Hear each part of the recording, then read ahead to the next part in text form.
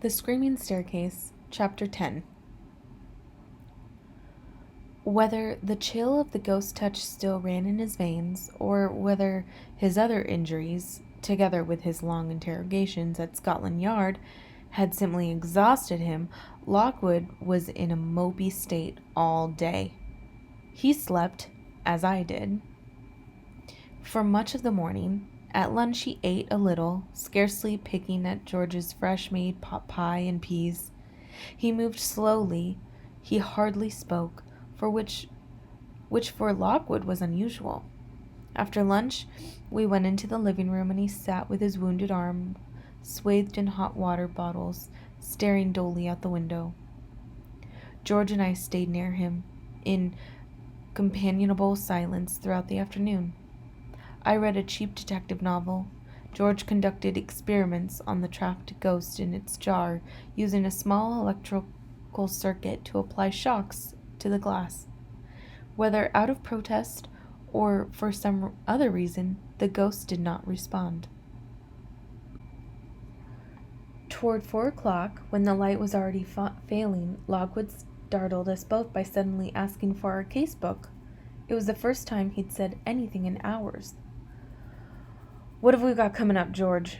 he said, when the black ledger had been fetched. "What cases have we got outstanding?" George turned the pages to the latest entries. "Not a great deal," he said. "I got a report of a terrifying black shape seen in a parking lot early evening.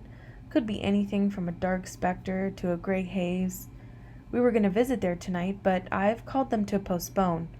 We've also got a sinister rapping sound heard in a house in Needston, possibly a stone knocker or even a weak poltergeist. But again, there's not enough info yet to be sure.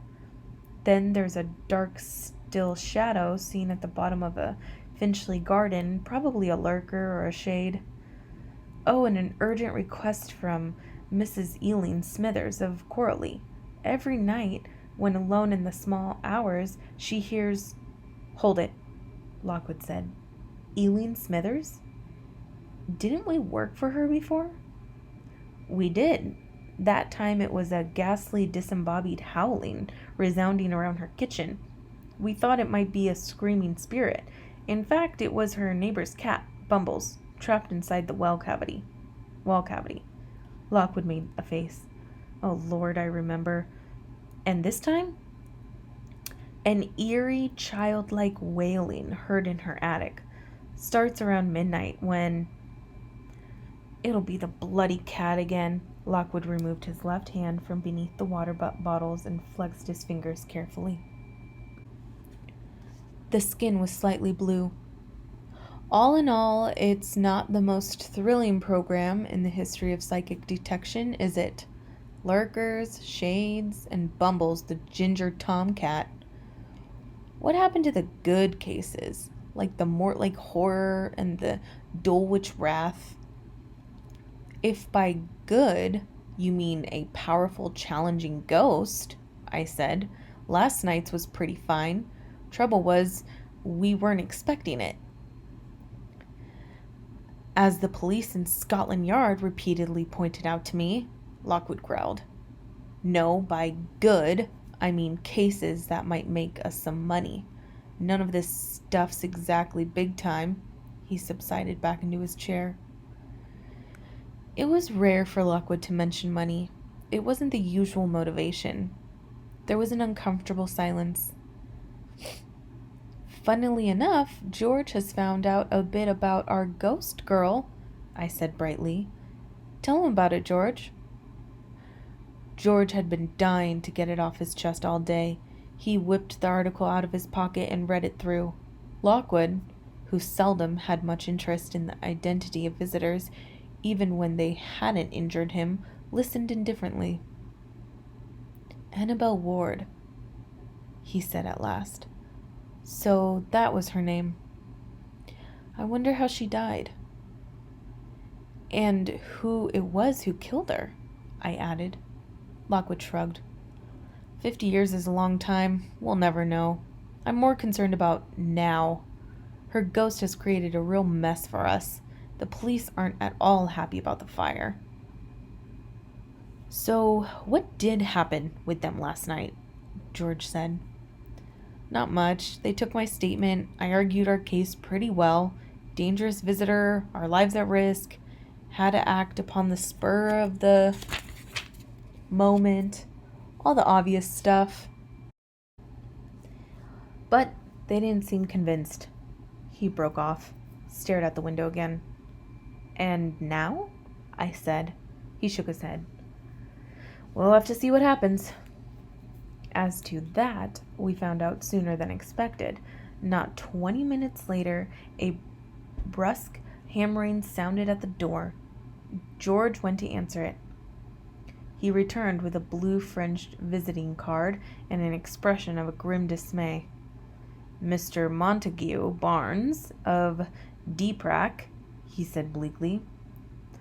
"Are you at home?" Lockwood groaned. "Ugh, I'll have to be. He knows I'm in no state to go out today. All right, show him in." The Department of Psychic Research and Control, or DPRAC, is one of the most powerful organizations in the country. It's sort of part of the government and sort of part of the police, but is actually run by lots of old operatives who've grown too slow and decrepit even to be supervisors anymore. One of their main jobs is to keep tabs on the agencies and make sure we all follow the rules. Inspector Barnes liked the rules more than most. He was famously officious and had a deep dislike of anything that didn't follow DPRAC guidelines to the letter. Lockwood and George had crossed paths with him on several occasions, mostly before I'd joined the company.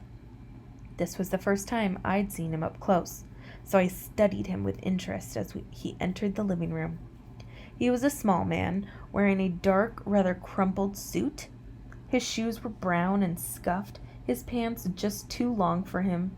He was dressed in a long brown raincoat that extended to his knees, and he had a brown suede bowler on his head. His hair was lank and thin, except under his nose, where sat a resplendent mustache, as coarse and tuffy as a brand new scrubbing brush. His age was uncertain. Perhaps he was a lived-in 50. To me, he seemed inexpressibly old, one short step from becoming a visitor himself. He had a melancholy, drawn expression, as if all light and joy had been surgically removed from his person under local anesthesia, leaving his skin loose and saggy beneath the eyes. These eyes, however, were shrewd and keen. Lockwood rose stiffly, gave him a cordial enough greeting, and ushered him into a seat. George removed the ghost jar to the sideboard and concealed it under the polka-dotted veil. I went to make some tea. When I got back, Barnes was sitting in the middle of the sofa, still wearing his coat and hat, his hands flat on wide-spaced knees. It was a posture that managed to be both domineering and awkward at the same time. He was staring at the collection of artifacts on the wall. "Most people," he was saying, in a somewhat nasal voice, "make do with landscape paintings or rows of ducks. This stuff can't be hygienic. What's that moth-eating thing?" "Tibetan spirit pole," Lockwood said. "At least 100 years old. My guess is that the llamas somehow directed roaming ghosts into those hollow metal globes hanging between the flags. Clever of you to pick it out, Mr. Barnes. It's one of the best pieces in my collection." The inspector snorted into his mustache. "Looks more like foreign mumbo-jumbo, if you ask me." He pulled his gaze around to meet ours. "Well," he said, "I'm pleased to see you're both in such good shape. Surprised, too? When I saw you in the garden last night, I thought you'd be in the hospital for a week." There was just enough ambiguity in his tone to make me wonder if perhaps he'd hoped for this outcome as well. Lockwood made a regretful gesture. "I'm sorry that I wasn't able to stay and help out," he said. "I wanted to, but the doctors were insistent." "Oh, you couldn't have done anything," Barnes said. "You'd just have been in the way. It was a heroic effort by the firefighters and agents who fought the blaze. They managed to save the bulk of the house.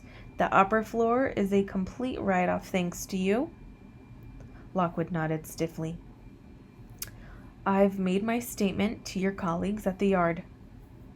"I know, and I've spoken with Mrs. Hope, whose house you destroyed." "Ah, and how's she doing?" "She's distraught, Mr. Lockwood, as you might imagine. I couldn't get much sense from her. But she and her daughter are also very angry, and they're demanding compensation." "This my tea? Lovely." He took a cup. Lockwood's face, already pale, grew paler.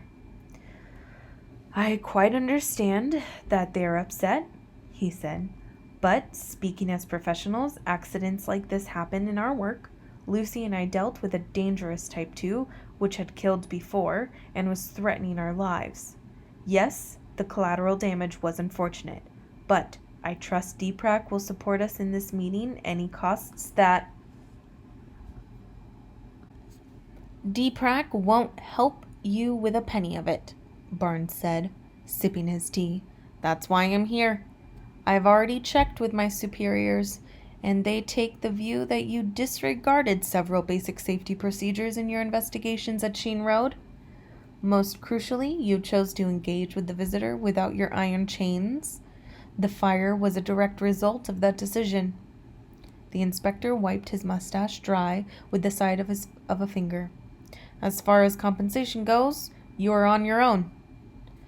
"But this is ridiculous," Lockwood said. "Surely we can—" "There's no we about it."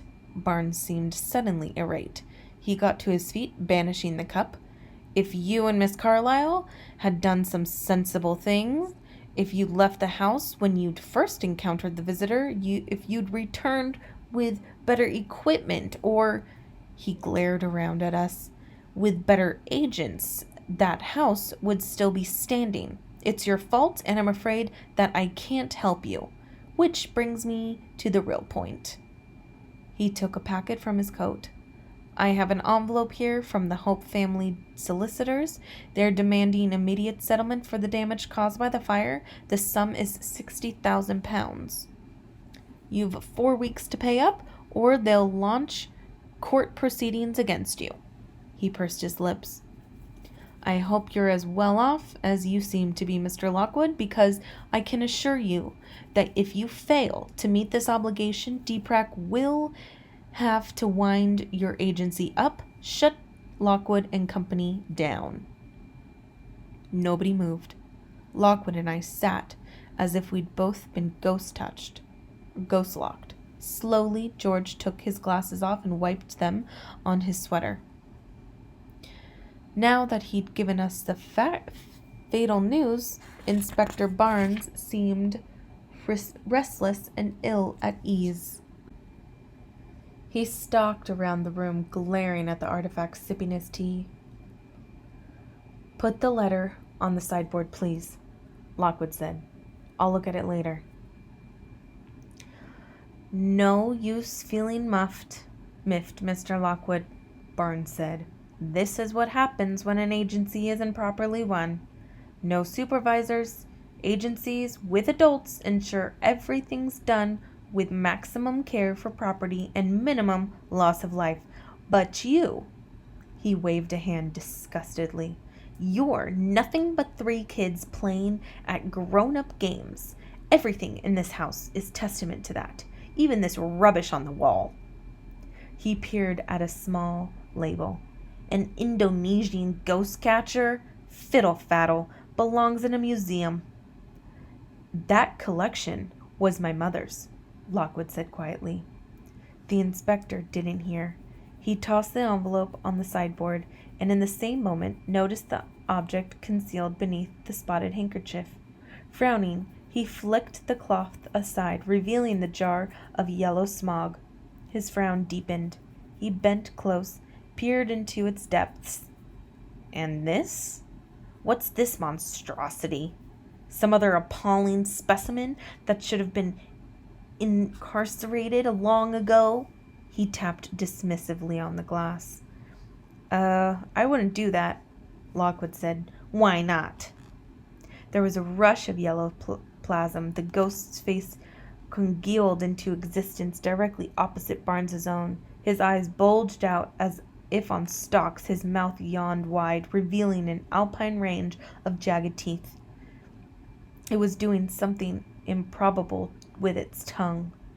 It was hard to guess exactly how much of the apparition the inspector saw. Certainly he sensed something. Emitting a whoop like a howler monkey, he sprang back in terror. His hand jerked high. Hot, strong tea rained down over his face and shirt front. The cup clattered to the floor. George, Lockwood said mildly, I told you to keep that jar downstairs. I know. I'm so forgetful. Barnes was blinking, gasping, wiping at his face. You irresponsible idiots! That hellish thing, what is it? Not sure, George said. Possibly a specter of some kind. Sorry about that, Mr. Barnes, but really you shouldn't have looked so close. It's easily startled by grotesque shapes. The inspector had snatched up a napkin from the tea tray and was dabbing at his shirt. Now he scowled around at us all. This is exactly what I'm talking about, he said. Jars like that shouldn't be kept in private homes. They need to be at a secure locations under the control of a responsible institution, or, better still, destroyed. What if that ghost got free? What if some kid came in and found it? I could barely see the outline, and it frightened me half to death. And you go leaving it casually on a sideboard? He shook his head, sourly. Like I say, you're just playing games. Well, I've said what I came for. Read those documents, Mr. Lockwood, and think about what you want to do. Remember, 4 weeks is all you've got. 4 weeks and 60,000 pounds. No doubt. No, don't bother seeing me out. I can manage assuming some gal doesn't devour me in the hall. He slapped his hat on his head and stomped from the room. We waited until we heard the front door slam. Rather a tiresome meeting in so many ways, Lockwood said, but it perked up a little toward the end. Didn't it? George chuckled. That was priceless. Did you see the look on his face? I grinned. I've never seen anyone move so fast. He was absolutely petrified, wasn't he? Yeah, that was great. Really funny. Yes. Our laughter drained away. There was a long silence. We all stared out at nothing. Can you pay off the hopes? Can you pay the hopes off? I said. Lockwood took a deep breath. The effort seemed to pain him. He rubbed irritably at the side of his ribs. In a word, no. I've got this house, but not much in the bank. Nothing like enough to fix the Hopes' place anyway. The only way I could raise the cash is to put 35 Portland Row up for sale, and that's effectively the end of the agency, as Bars well knows. For an instant, he seemed to shrink back into his chair. Then a switch flickered, and energy returned. He flashed us both a bruised, resplendent smile. But it's not going to come to that, is it? We've got 4 weeks. That's plenty of time to earn some real money. What we need is a really high-profile case that gives us a bit of significant publicity, gets the ball rolling. He pointed at the casebook on the table. No more of these measly shades and lurkers. We want something that'll truly make our name. Well, we'll get on it tomorrow. No thanks, George. I don't want supper. I'm a little tired. And if it's all the same to you, I'm off to bed." He said goodnight and left. George and I sat there, saying nothing. "I didn't tell him, but we're off one of those cases already," George said at last. "They called today and canceled. Heard about the fire, you see." "The cat lady?" "I'm afraid not. One of the interesting ones." 4 weeks isn't really long enough to get that money, is it?" I said. "No." He was cross-legged on the sofa, chin resting gloomily on his hands. "It's so unfair," I said. "We risked our lives." "Yeah. We faced down a formidable ghost. We made London a safer place." "Yeah. We should be getting praised for this." George stretched, prepared to rise. "Nice thought, but it's not the way things work. You hungry?" "Not really, just exhausted. I think I'm off to bed too." I watched him gather up the tea things and retrieve the inspector's fallen cup from under the settee. "At least Annabelle Ward's dealt with," I said. "That's a little consolation." He grunted.